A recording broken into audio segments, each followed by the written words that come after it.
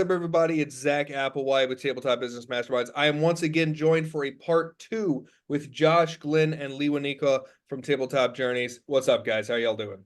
Hey, Zach, how you doing, sir? Hey, Zach. Now, we already talked once before, but it's been a while since that. I want to try and get just each of you say hi. Who are you? What do you do? And pass it on to the next person. Sure. I'll start. I'm Josh. I am from Tabletop Journeys. I handle a lot of the technical heavy lifting for the podcast. I'm also a software developer in my 9 to 5. But yeah, happy to be here. Thanks for having us, Jack. I'm Lewanika. I am one of the other co-hosts for Tabletop Journeys. I handle a lot of, but not exclusively, the editing duties. Some of that we'll probably get into in the show because we've had some changes with the way we're set up in the past couple months. So happy to talk about that. But yeah, I love gaming. Just got back from a con. Not a big fan of walks on the beach, but I do enjoy a pina colada. I'm joking. I just we'll move on. Glenn, take it away. You sure you're done rambling? Never. Hi, I'm Glen. You'll never guess, but I'm the third co-host of Tabletop Journeys. And we do a lot of stuff that overlaps, but a really big focus for me is writing, final editing, and trying to put that polish on what we write by the time all is said and done. But all of us just love creating the content that we put out, and the way that the three of us, once we actually get into our cycles of peer review and edits, really help feed each other's ideas, and all of our stuff really meshes well, and that helps. I don't think any one of the three of us could put out the same quality of material without the other two. I could almost guaranteed I've done a lot of I've been doing some solo projects as Lewanika versus as Tabletop Journeys, and I can tell you I'm getting constantly improving my writing, always getting better at it, but there is a level of familiarity, comfort, and security that comes from working with these three gents that I don't have when I'm on my own. We all suffer from a wee bit of imposter syndrome. That's a much harder hill to climb when I'm out there doing it on my own. They have given me the confidence to feel good doing that, and I have been successful when I have. But it does feel a lot better when we're sitting, even if we're in three different places, and we get on a call and we start hashing stuff out and ideas and talking and feeding into each other and looking at what each other are doing. Like, that process is much more enjoyable of a process than the solo stuff that I might do. Doesn't mean I'm it's glad bad. that you still found it enjoyable when I put 424 suggestions on one of your most recent documents. So that's Well, that was enjoyable because the next one I did, I only saw like 200, and I'm like, woohoo, half. Then he told me I'd only read half of it. I'm like, okay, but I'm still happy. That's it. Exactly. Awesome. Compartmentalization is a thing, y'all. Yeah. And I love the touch on oh gosh, it's already slipping away from me. On that self-doubt, on imposter syndrome. That's the word I'm looking for. Because that's part of the reason the podcast is here, is to remind everyone to have the audacity and to let the market decide how good they are instead of them deciding how good they are, because we're terrible judges of ourselves. So I love that you guys have this camaraderie. You're a great team. That's why you're here today. I want to kind of set the stage. All right. So you guys have had a couple of projects in the past, probably a lot of projects in the past, but specifically with Kickstarter, a couple of projects in the past. The first one was a $500 goal, and you managed to raise about $1,500. That was multiverse subclasses. The one you guys were doing when we were talked last time was the factions, which was a much bigger goal. You guys went from the $500 funding goal to a $3,000 funding goal, raised $4,000. Yep. Since then, you guys just did a little make 100. Correct. Right. Which I love little ones like that. You guys got 49 backers. You didn't make a big bank, but you probably got in new people. Yep. All right. Yeah. It was very, very, very lucrative on that front. Just the number of new eyes on our brand. Yeah. Exactly. I've done the same thing with $1 stuff before. And so what I want to talk about today is a lot of what's the difference between the $500 goal, the $3,000 goal. I think you guys are in the fulfillment process of that. How has it changed that's aspect of just running things, and you guys are doing things new and different and bigger after that. Yeah. And how is that changing promotion? How is that changing process, fulfillment, creation, as you guys are scaling up out of the micro and into something bigger? And then we get to, once we get through that, we'll talk about where it's all going. Yeah. So let's Sure. reining it back in. What are Oof. the biggest differences right now going from that 500 to that 3,000? Just in that like promotion, fulfillment, getting the Sure. reward, all that. So, gentlemen, if you don't mind, let me hop on here as kind of the one that does a lot of the campaign administration aspect of things, and I'm sure that you guys will have stuff to interject as well. So, Yeah, get it. I think that as in all things, every time we do a Kickstarter, we learn more about how to make the process better. And you're right, the factions campaign was a stretch for us. We looked at what happened with the subclasses Kickstarter. Said, how do we capitalize on that? We figured we had about 100 backers on that, about 150% a goal, or about 300% a goal. I'm like, okay, so how can we go ahead and increase that? So what are the things we're going to do? We're going to start putting out a physical book instead of just a digital copy. Go ahead and increase the revenue on that front, which also increased costs on the other side too, which is part of what we're learning is how to kind of balance that. But really at the end of the day, with the $3,000 Kickstarter, that was a pretty stressful process. I'm not going to lie, because with the $500 Kickstarter, I think we were funded in about 2 or 3 days, and then just kind of got to go just ride the gravy train, right? Like every time we got the chance to go ahead and talk about it after that, we were happy. Everything was great because we were already funded. Everything was rolling. With the $3,000 faction Kickstarter, we didn't fund until about 20 days into the process. Right. Right. So it was a while. And those 3 weeks were a little touchy. I won't speak for my co-host, but I know with me, I was definitely kind of like, it was very much forefront on my mind for most of the days, right? As I was watching through here, like, how many backers do we get overnight? How are we doing? How's the social media pushing? We'd also tried some things with our advertising promotion that for a campaign of that size did not work well. I think we would have been much better suited for that size campaign to take the same amount of money that we put into an advertising agency, for lack of a better phrase, and just bought our own Facebook ads. Honestly, at the end of the day, like if we had put the same amount of money that we paid them into those Facebook ads, I think they would have been more successful. So, that was one thing that was definitely a lesson that we learned in that process. I think if we'd had a much bigger campaign, maybe this group would have been more successful, but we just didn't have the budget for that. So, yeah. Now, you talked about money, and sure. So I wanted to talk about what was the difference in money in, money out. As much as you're comfortable talking about Sure. the $500 campaign, a lot of people, I know that the perspective is like, hey, once you're making a $3,000 campaign, a $10,000 campaign, you must be rolling in it, right? Like you must have real money plus an after, right? And the reality, including the laughing at the aftermarket, the reality tends to be a little harsher. Sure. And so I wanted to see if that experience was similar for you guys. Yeah, if I can, Josh, go ahead. Yeah, I'll grab this one because I would say one of the things I wouldn't say learned, but we certainly strengthened was our ability to have very frank and critically important conversations, which at times could feel a little raw. There were, with the $500 campaign, there was a lot of that initial one, and we may have mentioned this the last time we were here. There was a lot of, we want to be successful no matter what, but we're very cognizant of, at a certain point, the lower your goal is, the less quality people think would be involved. So like finding that happy medium, we tossed around probably 2 or 3 different numbers. I think we had everything ranging from 250, 500, 750, or 1,000. And we landed at the 500 after a lot of back and forth and hemming and hawing. I mean, and I will say, to be perfectly frank, I was always wanted to go much lower. I wanted the lower ones because I was really scared about that. Again, imposter syndrome.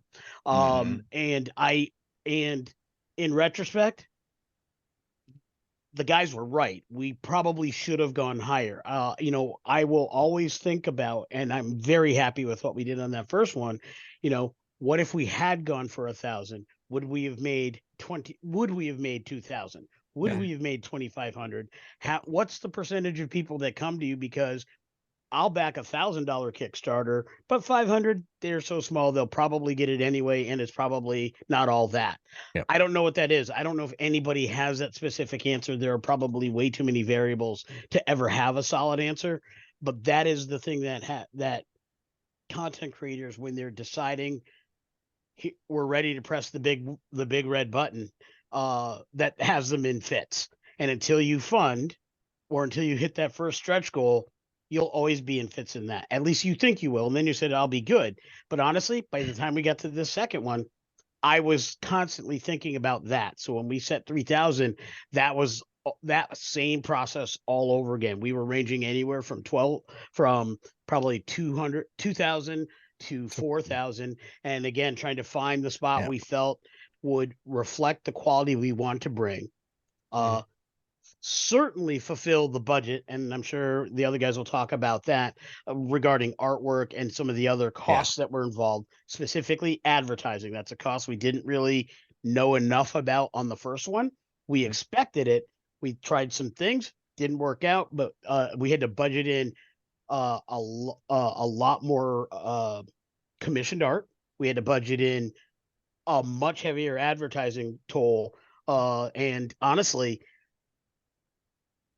our efforts were probably more than what we put into the first one. Our time was certainly more because it's a bigger project. But at the end of the day, the costs were significantly higher because of that commissioned art. And because we always want to pay fairly. And we have fantastic artists on that project. And advertising had to be more. If you got to make more money, you got to advertise more, which has its own other cost. And you hope you're making the right advertising decisions. So, ROI due to the advertising was not as strong as it was on the first project, to be honest with you. At least I don't have all the numbers. That's more Josh's gig. But my take on things is the ROI was not as strong as the first project, simply because of that. If that advertising done better, I think we would have been just about spot on with every other decision we made. I think there's definitely an opportunity in the advertising, but the thing that really killed the ROI is going to be the book printing. That's the thing that really, when you look at a $3,000 Kickstarter figure, we're going to wind up having to print 60 hardcovers to fulfill. So that is a significant expense. Now we'll be fine. Like we have made more money than it will cost us to put together this project. And it will probably, if we're being totally frank, it will pay a good portion of basically the podcasting budget for the year from that campaign. But podcasting is not super expensive, and we did not draw a salary from it. So right, and we'll also say there is that, like, you guys got 60 books. You're probably going to order more than 60 books. Right, because to have some on hand. They're going to say like you need to order 100 or something like that. And so we've done this with my wife's books of like, we only needed 200. Let's at least get 250. Right. Because those 50, we can sell those in an aftermarket. And at least with her books, we've successfully done that with author events. And then have gone back and had to reorder. So that is one of those things like even if you weren't profitable, if there was a path to profit that was clear with the leftover books, I'd still be rooting for you guys. The fact that you guys are able to be in the green and have everything fulfilled is just the bonuses that we should all aim for. And I mean, honestly, Lewanika mentioned that he felt like in the end, even though he hesitated to go as high as we did, we felt like we should have maybe gone higher. And maybe if we had gone higher than our 3,000 for this one, we would have pushed even further. But with the advertising budget errors, error isn't the right word, but the way that turned out in terms of ROI, had we gone higher, it might have really bit us in the ass. So I think that our step from 500 to 3,000, as much as we hemmed and hawed about it, was kind of ideal. And going into it, it's not like we're expecting to bring out a big paycheck. At that point, we're 100% just being excited that we could increase the quality of the art, put out a better product, increase our advertising a little bit, maybe keep a little bit to help fund the podcast, as Josh was mentioning. But I mean, we got out of it in terms of what expected ROI as much as was expected to more. I feel. I think Yep. it's been really fulfilling and really affirming in terms of imposter syndrome to have our fans help us carry that Yep. $3,000 goal plus the stretch goals that we did make. Yep. When you first asked the question, what was the biggest difference between the two? My impulse answer, I know that was from a little while ago, but my impulse answer was, the biggest difference is the state of the bloody stumps left of my fingernails. Because it was definitely feeling a little bit more nail bitey as we tried to make it up to that higher goal. Yep. And let me take a moment to touch on this, because I think this is something I haven't touched on before, is the inescapable gambler's fallacy. You know, it's kind of like the stock market. It's kind of like a poker table of like, but what if I had held onto this stock longer? What if I had played the next hand? And then you see that the stock goes up and you sold early. You see that the next hand would have been in your favor, you know, and that, and the reverse is also true. You can see like, oh, I overshot myself. Would I have succeeded if I had gone lower, and so on like that. And I just want to kind of say that, like, I don't think there's any level of success or failure you reach where that doesn't plague you a little bit. Yep. You know, that's just kind of part of the game. That my worry being like, I don't want people to stress so much over that. That's why I usually, especially for beginners, which you guys kind of did naturally, go for the lower end. Go for something you feel like you're way more comfortably going to hit, because if you don't, you know, get 2,000 or whatever, if you guys aren't even successful, sorry, my cat says hi. All right. You may not get up into the 10,000 when you only have a $500 funding goal. That's true. But you will have a successful project and you can build up toward that, which you guys managed, as you said, kind of perfectly hit that line and managed to do. You managed to pivot and take your momentum from the 500 that raised 1,500 to come back and more than double that total funding.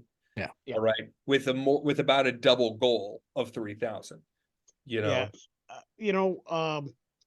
Kenny Rogers had a career before, certainly had bunches of songs after, but if you ask, most folks are going to tell you, it's, you got to know when to hold them, you got to know when to fold them. And it's funny that the gambler. Yeah, absolutely. But it's funny that the gambler never told him the answer to that question.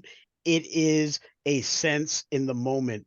What I think that song was really about was you have to trust yourself and what you're doing and what you know to make those right decisions. That's always what I got out of that song. And to be honest, in this context, I think that really applies. I don't think I was thinking about it at the time we were doing these things, but I do think that really applies to what we had. I had to trust us. I had to trust Tabletop Journeys. I had to trust our process. I had to trust our patrons. I had to trust our audience. I had to trust the greater TTRPG community, the greater podcast community to carry the day. And at the end of the day, we're going to work hard. We're going to always put out good products. That's what we strive to do. That's what we're very capable of, and we continue to do. But at the end of the day, it's still up to all those uncontrollable factors. And you just have to trust in that process and trust that you can make the right decisions. Not always easy. Sometimes you get it wrong, but you got to get up and keep going. Yeah. So, and I know I interrupted. We were talking a little, so I'm going to switch back now. We were talking a little bit about money. All right. And so go ahead. I think it was Glen who was talking. And I'm sorry, the cat is on my notes. Josh. So was talking. I also, you guys did a Make 100 completely, which gets you new backers that some of them have never seen you before. I'm sure some of them are just happy to be there and buy more of your stuff. And it's all digital, so it's also all profit. So the Make 100 is not all digital. Actually, the Make 100 does have a physical component, and here's the secret behind the Make 100 campaign. So, I'll take this one because the Make 100 was just kind of like a pet project that I wanted to go ahead and write. Like that was literally like I was like, you know what, I have this idea for this book, booklet. It's going to be like 35 pages or whatever like that by the time it's said and done. And I was like, I have this idea. I don't want it to be a really big thing. I don't want to have like all the bells and whistles that we do with all like our big Kickstarter campaigns. I just want to do like a little teeny tiny one. And honestly, at the end of the day, the idea for it was really born from when we went to a catacon. We went to a convention out in Ohio last fall, and we were just kind of like thinking after the fact, like, man, you know what would have been great is if we'd been here, if we had books that we could hand out to people, if we had books that we could sell here, that kind of thing. But we don't have any stock on hand because, for one, we just kickstarted our first major thing, and we wouldn't want to give out a 180-page book anyway. Like, we'd want to, want something a little bit smaller, a little bit more flexible. So I started thinking about this idea, like the Make 100 campaign was it's a book of 100 divine based magic items. Is basically at the end of the day what it is, right? And the entire point of that campaign was to make enough money to do a really big print run so that we could send books to people that back it and have a bunch of books left over that I could go ahead and give to Lewanika and say, Lewanika, when you go to whatever con, bring some of these with you and throw them at people and see if they're interested. Throw them at retailers to go ahead and have a sample of our work, see if they want to go ahead and back on the bigger book campaign, see if they want to buy like lots of books, stuff like that.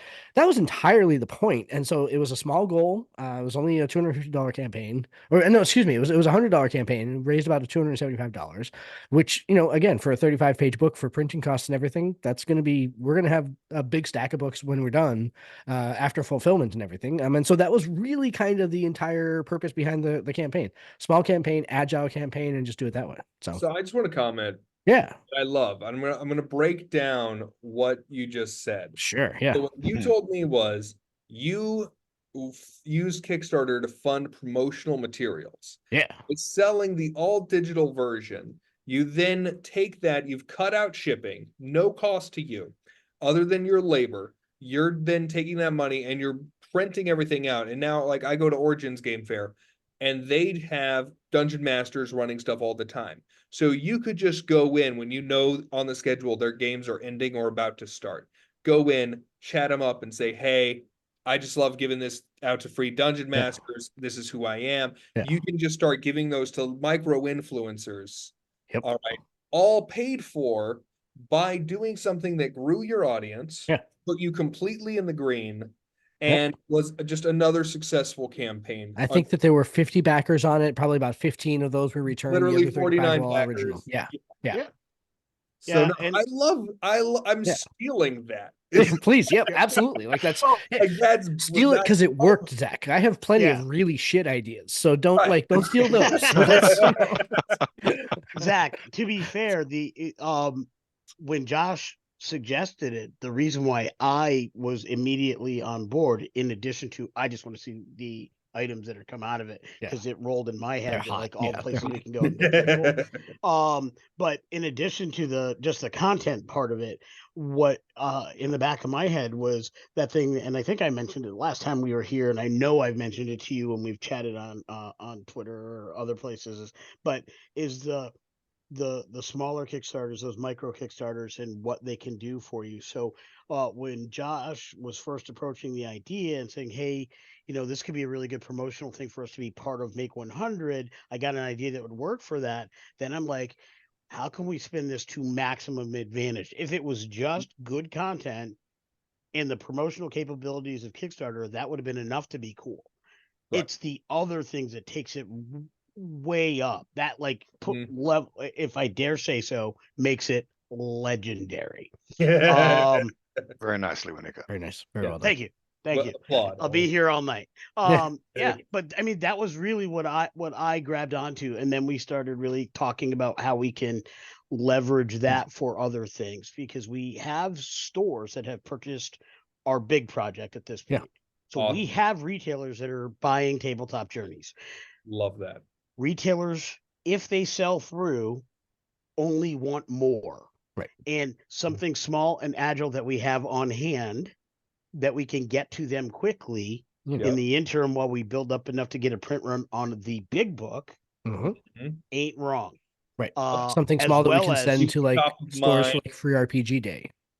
Keeps you top of mind. It's something that if they wanted to give away, they could. It's something that keeps your shelf space on lock. I love it. Yeah. I love it. So I'm 100% stealing this tab. I'm officially, this is just a baller talk. Okay. I love it. All Have right. at it. Yeah. If you're willing to do the after work, the networking, effect of everything. Now, we've kind of gone through your whole journey up to this point. All right. I know you guys have a lot of different things kind of cooking right now. Walk me through them. What are you excited about? So I think that there are, and Lewanika, are you back yet, or are you still he's still working. All right, so I'll talk. I'll talk while he's silenced. So two things right now. So for one, we kind of went kind of totally off script, I think, for us. And we have, of course, another kind of micro campaign running right now on Crowdfunder.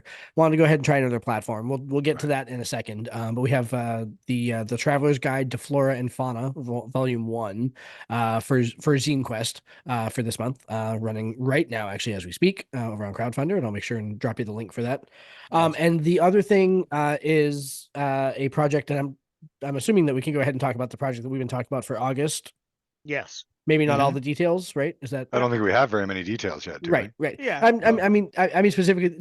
So in August, the last couple of years, to celebrate the release of the latest Dragonlance novels, we have put out content in August to celebrate that.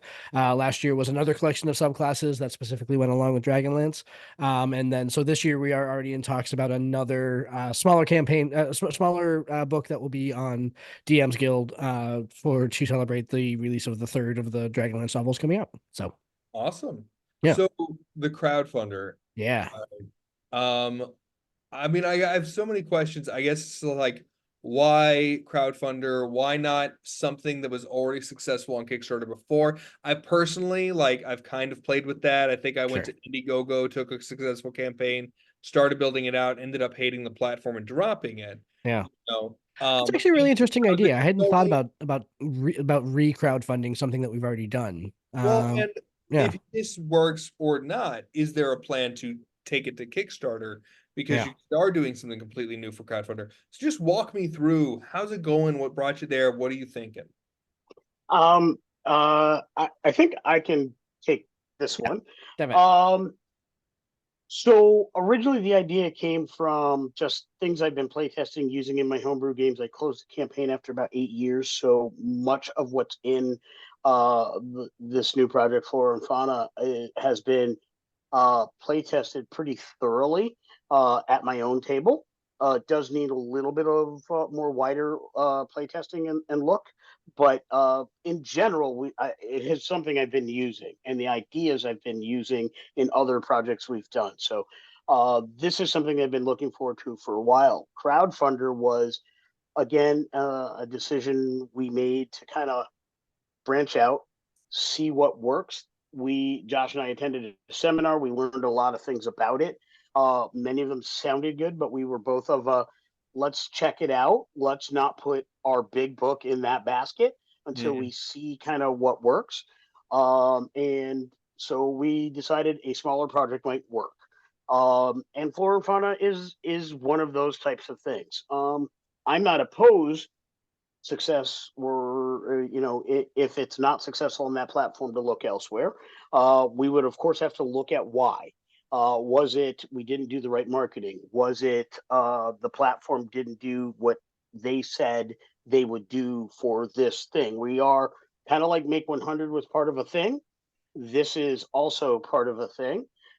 So clearly Make 100, I know because I back other Kickstarters, pushed a lot of information on Make 100 to me through my channels that are not tied to Tabletop Journeys. So I know they were doing the back of the house promotion promised by the event. As of yet, I have not seen as much from Crowdfunder. So that is something we'll be looking at. We have to evaluate, kind of like we evaluated an advertising agency. Yep. This is how much money we put in. This is what they promised we would get out. Where did we end up? And is there anything that we did that altered that result or could have altered that result? Because if we can do more and it would have worked, then that's on us. If we did something to make it worse, that's on us. We have to evaluate that. If Right. it's we did all the right things at all the right times and we didn't get out what we were promised, then we have to say, well, maybe that's just not the platform for us. Doesn't mean that's a bad platform, and I don't think it is. I actually feel very strongly that it's a good platform, and they have a couple things that we still really, really like. But is that the place we want to do crowdfund our content projects? That's really the question. There are other things that crowdfunder does that Kickstarter does not. Yeah. And for those things, I think crowdfunder may still be a good answer. What we were trying to test out is, can crowdfunder do all of the things or just those things? And so I think that's kind of what we're evaluating. And here we are just shy of a week in, and we're starting to formulate opinions, but there's still time to go. It was an odd week when we launched. We had to launch because of the event, even though it took a third of us out of the game from a Yep. marketing and media standpoint, because I was at a convention from Thursday until Sunday. Yeah. You were at a And convention. It was the day after I moved. Like it Yeah. was like there was some maybe Yeah. we should have rethought when we launched that. Yeah. So I I think mean- that kind of goes to your point too about, are there some things that we could have done better with the crowdfunder campaign? You know, all that to go ahead and say though, I think I am in almost total agreement with everything that you just said. So very interesting. And I'm looking at crowdfunder right now. It's one that I've definitely had an ear on, but not an eye on. Yeah. You know? And so one of the things, go ahead and talk me through, what is it that you think you've heard about crowdfunder, you've seen in crowdfunder that you really like? Oh, the So flexibility. the Sorry, yeah, go ahead. the flexibility and features, that's what drew my eye. Josh actually heard about it first. I mean, I knew of its existence. Josh is like, hey, crowdfunder's doing a seminar. They're trying to get new business, and they have some things coming up specifically in February for tabletop games, right? We're part of a tabletop games promotion thing, right? And so I was like, oh, okay. And he's like, we should go to this seminar. So I kind of like flipped around a couple things. Some weird night in the middle of the week, we went in. We were on Discord and we listened to people from crowdfunder talk to a pretty large crowd, take a lot of pointed questions, and I left that. I won't speak for Josh, but I left that feeling this has the potential to be very good, but there's a lot I'm going to have to see. And the biggest thing for me was specific features that don't exist in Kickstarter. The biggest feature number one is there is a way to set up your crowdfunder campaign so that it is just like Kickstarter. It's all or nothing, or you can set it up so it's you can at the end of the time frame, whatever you have is what you can go with. Gotcha. So that's feature one. Yep. Feature two is they basically have and this may not be the exact way to describe it, but it's how it works in my head. Effectively a storefront that's evergreen, very similar to what BackerKit does. But with that allows you to kind of park all your projects there after they've gone through this process. And that would be the link you send people to. So it's not crowdfund this. We don't have to build a website. We don't have to collect taxes. We don't have to do any of that. It's kind of this one house setup. And that is very attractive. That because again, we're talking costs. And we are at the point where a company, we may not be drawing salaries, but at some point we may. But our ability to ever eventually do that will be based on cost. Accounting is a cost. Time is a cost. So if there's a feature that reduces that time and reduces that paperwork burden, that might be worth it if we can make everything work out. And then the last feature I think was pretty much a combination of that. It's like, it just seems like there's some things that they do better. What we really need to find out is how good are they at the promotion they promise. Yeah. And they also promise a lot of assistance and seminars and help. Josh had a couple situations where he got some help, so I'll let him talk about response times and all that. But are they fulfilling their stated goals and promises? And I think those are some of the big questions. Is it going to be what we use for the biggest of our projects? Those are questions that are possibly months, years down the road. But I haven't seen anything that tells me absolutely no. I just haven't seen anything that says stop everything else. We've done our last Kickstarter. Everything's now on crowdfunder. Yeah. I'm not at that point yet. Who knows if that point ever comes? But at the very least, they haven't told us no. Right. Nothing has told me no. Right. Yeah, I think that again, I think I agree. I think that they are I think that their crowdfunding platform from a design of how to build a campaign is way better than Kickstarter's, let's be honest. Unfortunately, crowdfunder is not Kickstarter, and I think that is primarily where the challenge comes in, is that brand recognition. Getting people to go there is tough. Yep. So yeah, they're still trying to build that community that's gonna leverage and be built in and be actionable, and absolutely. But that doesn't mean they can't get there. Sure. The crowdfunding market, and there's they're continuing to specialize, they're continuing to find new ideas. I think that the whole it's either all or nothing or it's not. It's very interesting, especially for something like a digital, all right, where you don't actually need the $100. You've already made this stuff. The $100 isn't going to buy you more megabytes, but it can be used as a stretch goal. So you need a goal in order to set to have stretch goals. So that's why it makes sense to have a goal, but it doesn't make sense that if you set a $100 goal and you get $99, why you didn't need that extra dollar. Yeah. Versus hardware campaigns where, like, if you say you need a $20,000 to make an app, you definitely need that money. And having half that money doesn't make a whole app. Yeah. The other thing that's really nice about crowdfunder's platform too is, again, when we get to the customization. So not only can it do the kind of Kickstarter model, all or nothing, not only can it do it, keep it all, where it's like, we're going to run for 10 days and however much money we run in those 10 days, we're going to keep. It can also go the other way around with that too, where you can remove the end date and say, I'm going to run until I get $250. So you talk about funding a print run, right? So if you know that if I get $250, then I can go ahead and buy 25 books. So if I can get, if I can sell them for $10 a piece and I get my $250, then I go ahead and fund my thing, right? It doesn't matter if I get it a week from now or a month from now, but I can fund that print run by doing it this way. That's kind of the other place. So that when we talk about the flexibility of the platform, that's really what we're talking about, is you can really design the campaign for exactly the way you want that particular campaign to run. And I agree with Lewanika about the storefront.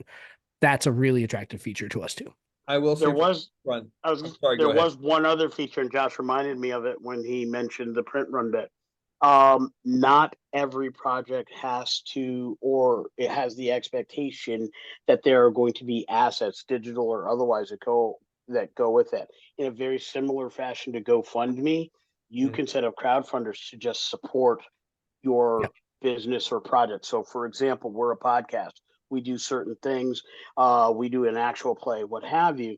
There's a potential for once we know once we feel we have the proper amount of audience and eyes on our stuff through that platform, we could say fund a project to get higher quality cameras or higher quality mics, and it has nothing to do with the product that somebody's going to get necessarily. We could certainly offer those things if we chose to, but it isn't we're building a widget, and if you back us now, you get a cheaper widget than when we finally build a widget and it goes to the store for the cost of widget plus store money, right? This can just be, hey, if you like Tabletop Journeys, we're trying to do this big thing.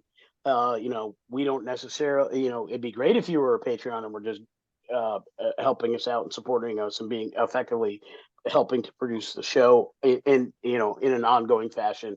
But maybe it's you only listen to one part of the show and we're doing a project for that one part of the show, and you're like, you know what, I want to help that part of the show. It would provide the flexibility to be able to do that in that way.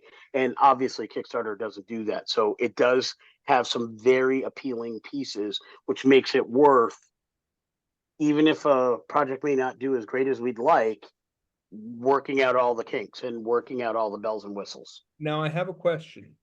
Do you know if you can run multiple crowdfunder campaigns at the same time, because the idea that I'm having, I see you nodding your head yes, so I'm going to take that as a yes.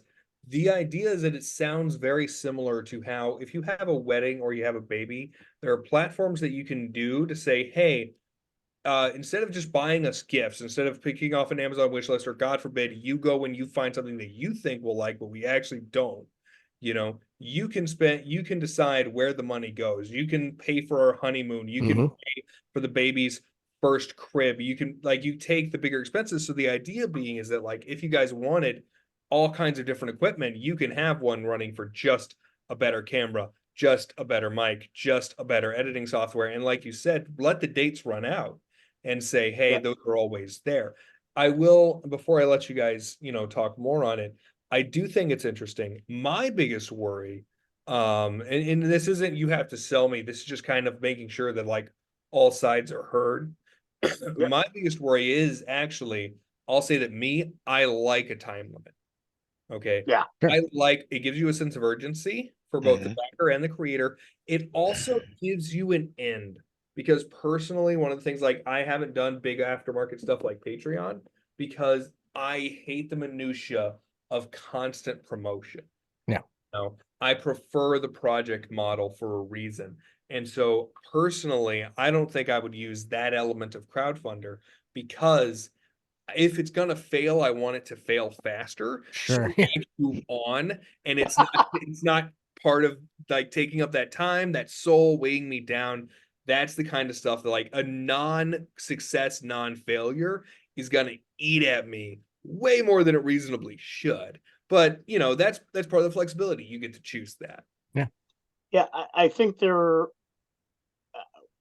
as creators, we're always feeding multiple different wolves. Our desire to be in and at it all the time, our desire to be able to be away from it some of the time. And so you got to be able to navigate that. I think this is as good a time as any to mention, for the longest time, Tabletop Journeys has been just the three of us, with a lot of help on writing projects from Glen's wife as another part of our editing team. She's always been there and always been doing that. And I absolutely want to give a real big shout out to Trish for Thanks, Trish. help making us what we are today and keeping us Sounds like going. we know how to speak English. That's really what she does. I mean, because we're terrible. But along the lines of doing a lot of these written projects, that changes what we do and how we do it, because we drop 2 episodes a week. That is a lot of time in coming up with the right stuff to do, planning, scheduling with other creators, the actual recording time, and Lord have mercy, the editing time and the audio processing time, and all of those pieces and parts, right? And if we are going to be doing a lot more written word projects, which we are, that puts a real heavy burden on Glen as well, for the parts that he handles on the finishing and the parts that he's writing as well. That's kind of why, and if anybody's wondering, Josh and I talked about these 2 micro funds a little bit more than Glen chimed in on them, and that's because Josh is the primary, effectively sole writer on the Make 100 piece. I'm effectively primary / sole writer, lead writer at the very least, on Flora and Fauna. But both of those projects, once they get to draft completion, go to Glen. So Glen will be a major part of all of that. Trish will be a major part of all of that. Which reminds me, Glen, you're going to be getting these when we're done. So I don't know who told him that yet. I'm going to be on. No, neither of you had told me this yet, but I had already realized that I was going to need to work this into final edits and polish writing around our current Kickstarter and the potential, side project that I'm thinking about. But this really allows us to kind of, so along those lines, one of the things that we've done is we've increased the behind the screens team here at Tabletop Journeys. We haven't really even announced it on our show just yet. We're kind of getting all that together, but we brought in some a pair of folks that have been friends and supporters for many, many years, and friends in one case, as well as a friend and supporter since we first started this podcast. In the other case, to help us on the editing front. One of those is going to help us drive to a higher level of content that we put out as far as the podcast and YouTube and other platforms. That would be David Herrera at Bowtie Studios.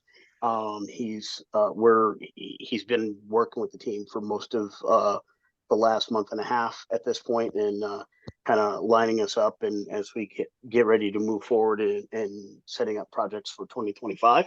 And we have Marty Napier, who has come on, who's also helping us on the editing front for the audio pieces of the podcast, as well as working on some back of the house projects to really improve the quality of our Patreon games. So we are providing even bigger and better benefit for our Patreons. So, we've done that. One, so we're better at all the things we currently do, and to free up time to be able to do more of the other projects that we really want to get into. So Flora and Fauna is not just a one and done. The plan is for that to be a recurring thing, because I've got tons of ideas that I've collected over 40 years of gaming that need to be dusted off, polished up, and put out in play tested new form and all that. So that's just the first in a line. That's why it's volume 1. So we can kind of get into that. Just keep in mind as you start throwing out, these volumes of flora and fauna, that at some point we're probably going to put together a full setting of some form, and we might need to be able to fill the bestiary and environment too. I mean, it's almost like we're doing all the writing ahead of time, so that when we go ahead and go to do this, we'll already have a monster manual done. Like that's one might think. And the beauties of like the Micro-Kickstarter is that you can get a whole project done a little bit at a time. Absolutely. We've done that with Aragarth. We built out like, oh, here's a location, here's a location, here's a location. And finally we're starting to feel like, okay, now let's put this all together in a book. All right, and we can add a bunch more and sell it as a bigger book. I want to wrap up on the crowdfunding thing. I just wanted to kind of say that, like, one, kudos for testing. That is something that people get a lot of fear about, or they get stuck in a rut. Both of them are completely normal and natural, but by testing and giving yourself an opportunity to fail, also giving you an opportunity to succeed, to learn something new, to try something new, and grow from that. I just want to give you guys kudos on that. I highly recommend it. Everyone test it. I also wanted to kind of just flesh out some of the thoughts on why not Kickstarter. I love Kickstarter, but if Elon Musk has taught me anything, it's not to put all my eggs in one basket, because a rich guy might come over and screw everything up.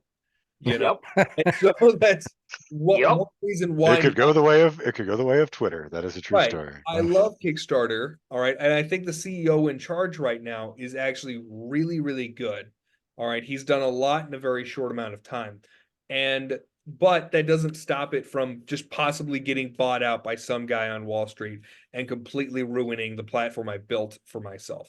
So A, it's okay to branch out, try new things, and have eggs in a different basket somewhere else. B, there's a market there. Like the people you reach on Kickstarter versus the people you reach on Crowdfunder, there's going to be some crossover. There's also a completely new audience potentially. Sure. So that's why I have considered in the future trying to put our same material out there on different platforms. It also, Kickstarter is very stingy about how many Kickstarters you can run. Yep. While something hasn't been fulfilled or running at the same time, running on other platforms, production doesn't work like that. Production doesn't wait for you to finish completely everything for one Kickstarter. You might have other products ready to launch. Yeah. I was actually surprised that they let us run the Make 100 campaign, because it was so close on the heels of the Factions book. And we are admittedly in our editorial process for the Factions book. Like that book is not done yet. It's not going to be done for another few months now. So, I think it helped too that it was a digital, like fully campaign. Yeah, maybe. I don't know. Yeah. Potentially. It sometimes is weird what Kickstarter will let through. It's also not always a person at the end of that. Sometimes it's an algorithm. So it's really hard to nail that down. Yep. But a large part of it really could have come from the fact that we're playing into their promotional Make 100 That's fair too. as well. Yeah. Yep. as well. Yeah, that might have been just if it's for Make 100, let them do it, because by Right. definition, it's not terribly big. Right. So And that's their own promotion, so they need to fill it with content. Yep. Right. Yep. So I wanted to say all that, and then I wanted to pivot because Lewanika kind of started to touch on this. So I want to take this opportunity. You guys have been doing this for a while, and you have big plans to kind of lay out the back end of like, what is it you're building to? All right, you've taken micro steps, you've taken bigger steps, you're testing all kinds of things. What is the 5-year, 10-year, like how far do you see in the future, and what are you aiming for? And what's the plan there? So, Josh, you want to take the 5-year? I'll grab the 10, and Glen, you can kind of fill in all the everything in between. Sure. That sound like a good plan? I mean, world domination, is that a 5 or a 10? Is that The same Yeah. thing we plan to do every evening, Pinky. $1 million. I mean, so I don't know that we have an explicit 5 or 10-year business plan on file. However, my hope, and I hope that these guys come with me, is that we want to just keep doing bigger and better projects and eventually get it to the point that, I think of companies like Lorecraft and things like that, right? Like small, really tight shop, put out really good quality stuff, right? And was turning around content quite frequently, right? So like, I would love to be getting to the point that we're doing 500 backer Kickstarters in the next year or so. I would love to be getting to the point that, we're doing $10,000 and $20,000 Kickstarters, stuff like that. And actually being able to go ahead and start to see some solid revenue coming in so that we can go ahead and engage better artists, that we can engage better processes. We can go ahead and draw salaries ourselves, stuff like that. I mean, this is, what we always said about the podcast is that the podcast just crossed its 3-year. It's been like 3.5 years at this point almost, right?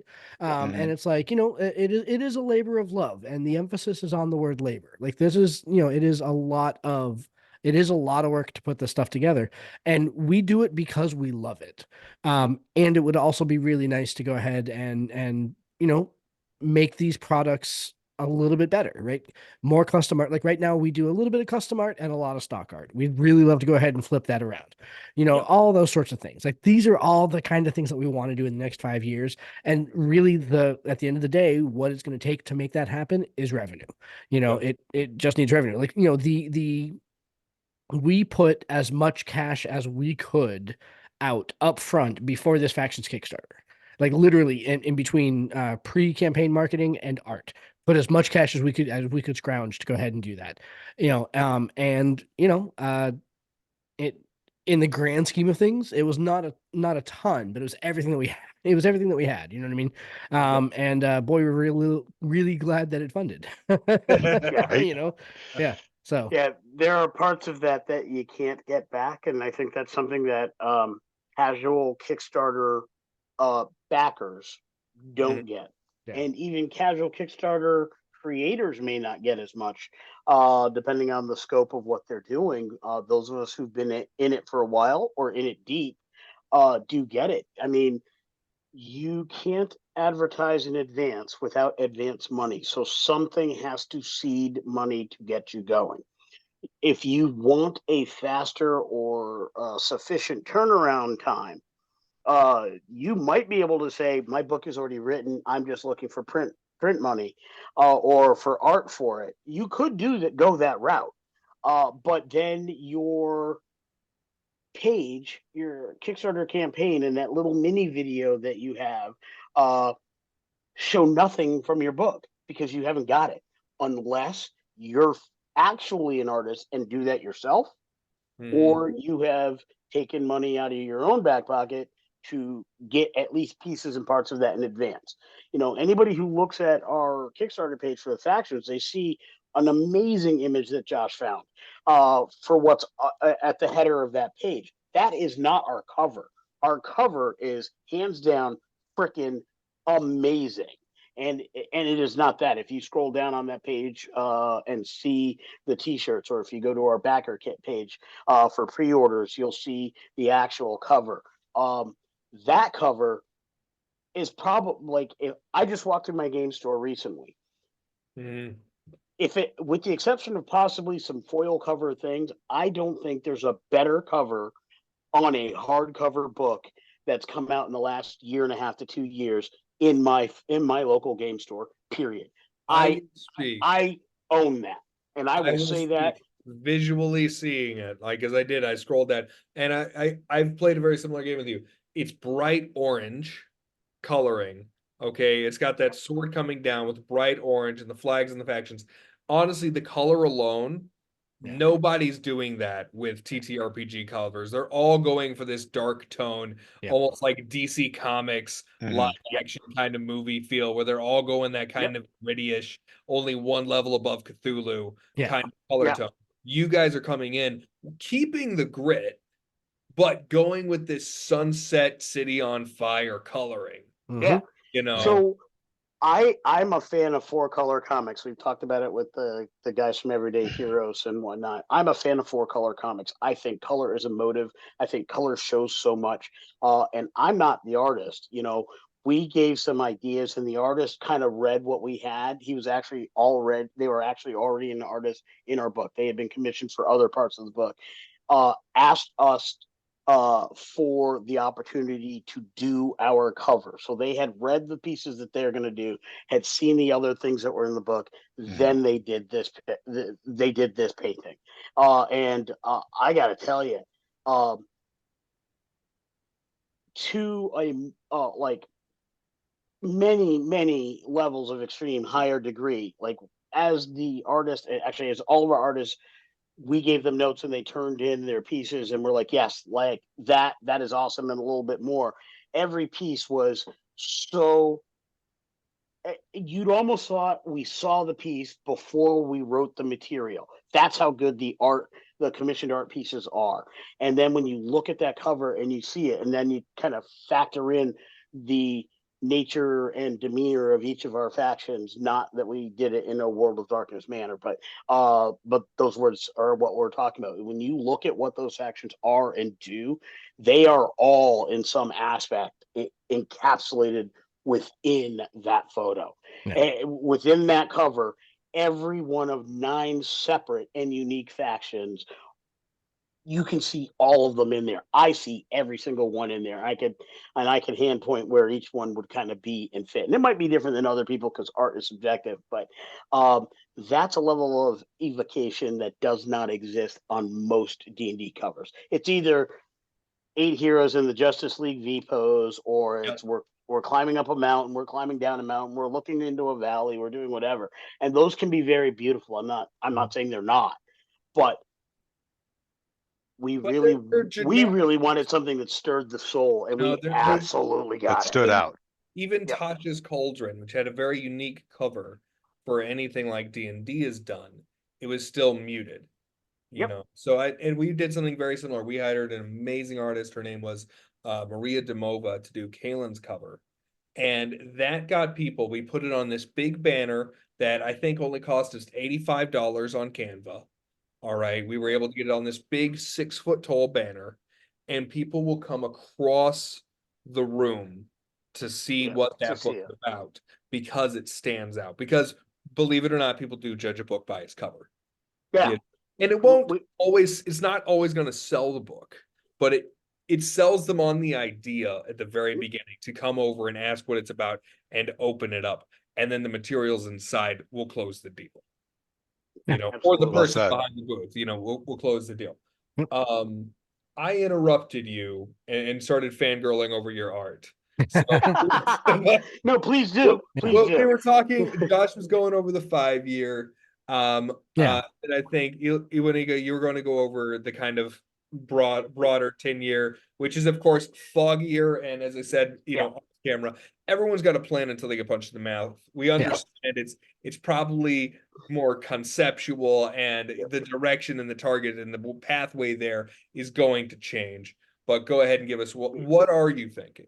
Yeah, so at Tabletop Journeys, we always refer to stuff in the when we're talking about these things as future state. So our future state, similar to a 10-year plan, and actually or even what Josh has mentioned for the 5-year plan is very much future state as well. But when we talk that mid to long range future state, is that we are producing content in the Tabletop Journeys brand that is kind of noticeable, right? That people will say, yeah, I really like Tabletop Journeys stuff. Their supplements really enhance my game. They really help make my game, I'm going to do it again, legendary. That like, we want to do those types of things, but we do have future state plans for a campaign setting. And that's actually the main reason why we stopped producing on DM's Guild and started with Kickstarter in the first place, because we realized we had some great stuff in that first book. And it was amazing stuff, the first 2 projects we did, right? But locked in on DM's Guild now. We're locked on DM's Guild. We're legally on DM's Guild on this podcast before. We're not like, I don't hate them, but I'm not their friend either. Okay, very restrictive. Yep. Okay. Well, I'll say this, and I love drive-through. I there are a lot of things I do pick up and purchase through there. I love supporting smaller creators and really good creative people through there. As a content creator, who at some point we can get to the point where we might be employing additional writers. We are employing artists. Being fluent with those 2 channels and the names that are making hay over there has a lot of merit. We talked last time about there's a decision to have a specific art direction here. And while that kind of, depending on the phase of the project, could be any one of the 3 of us, you can't do that if you don't know who the artists are. You can't decide what style you want to, unless, again, you're an artist doing the drawings, unless you're the one creating that stuff. You have to go out and see the other visuals. So, every year we kind of do at least a small DM's Guild project, and mostly because it's IP that we can't do elsewhere anyway. Yeah. But we are very cautious and cognizant about, we don't do extra rule sets there. We don't do extra. We don't put much. Put in extra effort that you're not going to get the extra pay for. Yeah. So those are very focused things that got us to this point. And when we look at that future state plan, it's, what is a world where TTJ can have its own campaign setting? What does it look like when we can produce adventure modules or mini campaigns? And what does that frequency look like? The questions that we are answering as we go, or how are we going to be able to vet artists to ensure our sensibilities and morality are properly displayed, and so we can go to market with confidence in what we are putting on shelves. And my personal bit in the current state and the future state is to really stop us to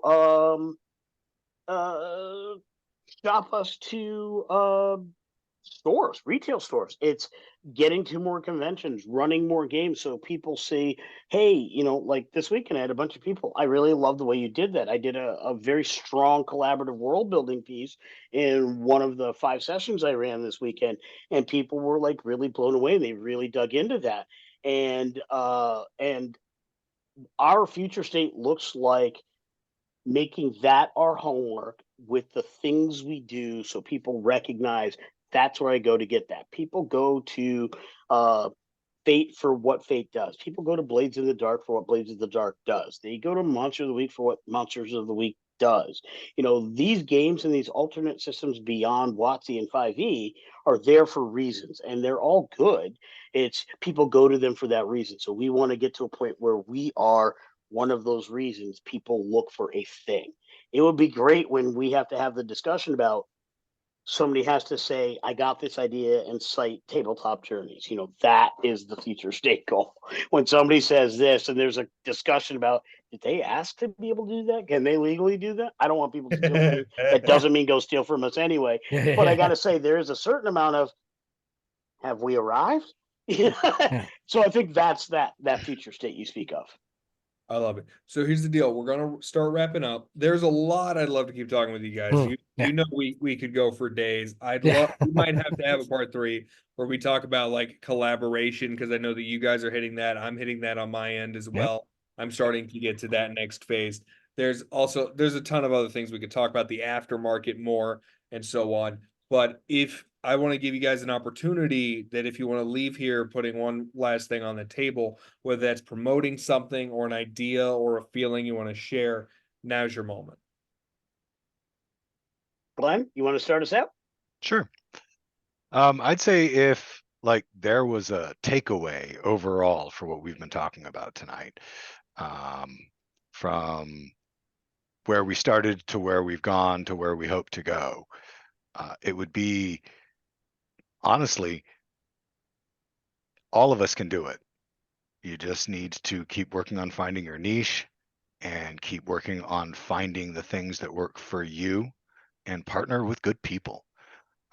Make good decisions in terms of, like where you're going to put your stuff up for platforms, and take the time to research and decide for yourself where you want to go. You don't have to just stick with Kickstarter because that's what everybody does. Look into the other options that are out there. Kickstarter may be the main one, but that doesn't mean you can't nest a few together and come up with a way to, the next thing you know, you've got 2 potential future content states being paid for by crowdfunder and Kickstarter, and small booklets that you can put out as, to spread your brand. So diversify and stay focused. You can get there. Absolutely. Josh? I just want to say to folks out there listening that that if you enjoyed this conversation and the way that we talk, please check out the show. This is very much what our show sounds like when we're talking to each other, is riffing ideas off each other's, and the 3 of us are better because the 3 of us work together. So we hope that you get the chance to go ahead and check out the show. I will simply echo everything my co-hosts have said. Have confidence in yourself. You'll get there. Keep doing what you do, and you will get there. Surround yourself with good people.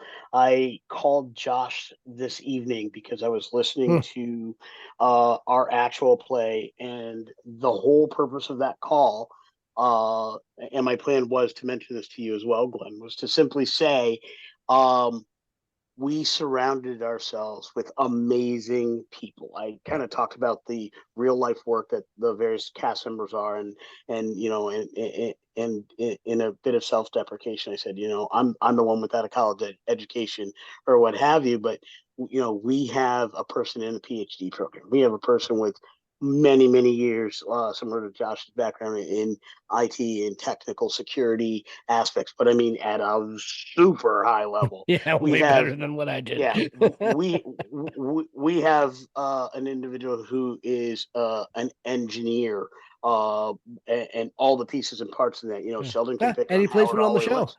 Yeah, and he plays one on the show, so no wonder why he gets everything fixed on the Llamas Christian. And we have and we have somebody else who just works with the public and housing issues, and doing really good work to keep people housed and safe in a government environment that doesn't always do that well, and managing all of that and still take the time to come hang out with us. That's amazing. And I had commented that it is hard in 2024 to be surrounded by good people. Everything about life pulls us apart, shelters us from other people, keeps us away from the things that are positive in this world, forces the things that are negative on us, and presents that as the only way the world works.